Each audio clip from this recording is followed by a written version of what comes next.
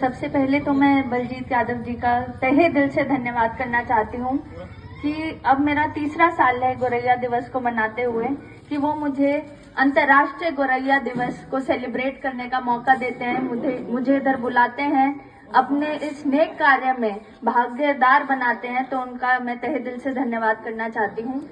साथ ही इधर उपस्थित सभी आदरणीय अतिथिगण, मेरी माताओं को, बहनों को, बुजुर्गों को, युवा साथियों को, छोटे बच्चों को मेरी राम राम। हम हर साल गोरैया दिवस मना तो रहे हैं, लेकिन इम्प्रूवमेंट हमें सिर्फ अपने गांव में ही दिख रही है, क्योंकि यहाँ पे उसके लिए काम किया जा रहा है। बहुत अच्छा ये एक स्टेप लिया गया है बलजीत जी के तरफ से कि अर्बनाइजेशन, शहरीकरण इतना ज्यादा बढ़ जो रहा है, उसके लिए इन्होंने गोरैया के लिए घर बनाने शुरू कर दिए कि ठीक है, तुम शहर, हर जगह शहर बना रहे हो, हर जगह पक्का कर रहे हो, तो कोई नहीं, पेड़ नहीं है तो कम से कम ये घर तो लटका लो, ताकि ये जो हमारी छोटी चिड़ियाएं हैं उसकी चहचहाहट हमारे बच्चे भी सुन सके। इधर उपस्थित मैं सभी बड़े बुजुर्गों से पूछना चाहती हूँ कि जब आप छोटे बच्चे थे, क्या ऐसा नहीं था कि जहाँ नजर घुमाते थे वहां ये छोटी चिड़ियाएं हमें चहचहाती सुनाई देती थी? ऐसा ही था। और अब हमारे जो पोता पोती होंगे, आगे जो हमारी आगे जो नस्लें होंगी, अगर हम उनसे पूछें कि गोरैया क्या होती है, तो वो एक बार तो सोच में पड़ेंगे कि पता नहीं किसकी बात कर रहे हैं। बहुत जरूरी है ये चहचहाहट हमारे लिए।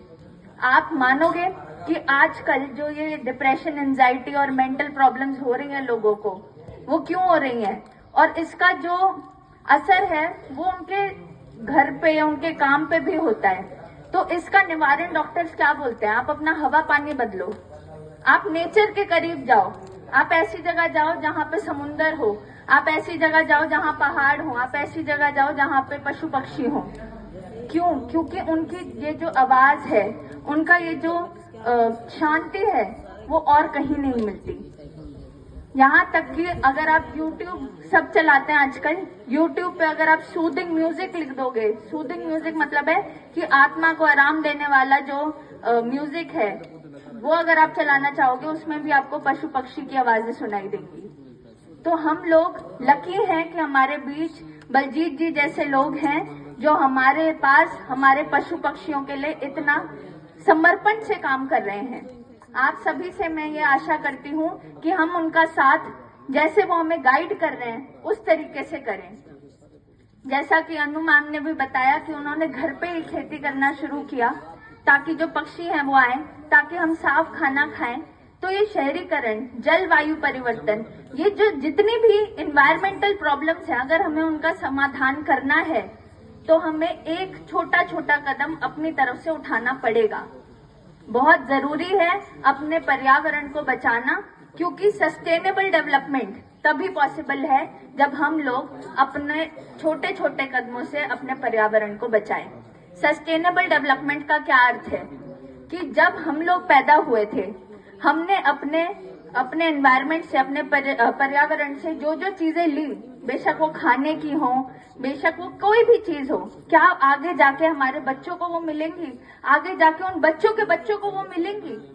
तो अगर हम सस्टेनेबल डेवलपमेंट की तरफ नहीं देखते, तो फिर कोई जो भी, मैंने देखा है कि गांव में जातिवाद बहुत देखा जाता है कि हमारी जाति, हमारा परिवार है, हमारा नाम है।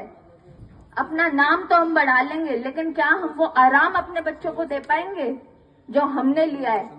तो हमारा ये कर्तव्य बनता है कि अपने नाम के साथ, अपने परिवार के साथ, अपनी जाति के साथ अपने पर्यावरण को भी बचाएं, क्योंकि हमारे साथ कुछ जाए ना जाए, हमारे बच्चों के साथ हमारा पर्यावरण रहना चाहिए।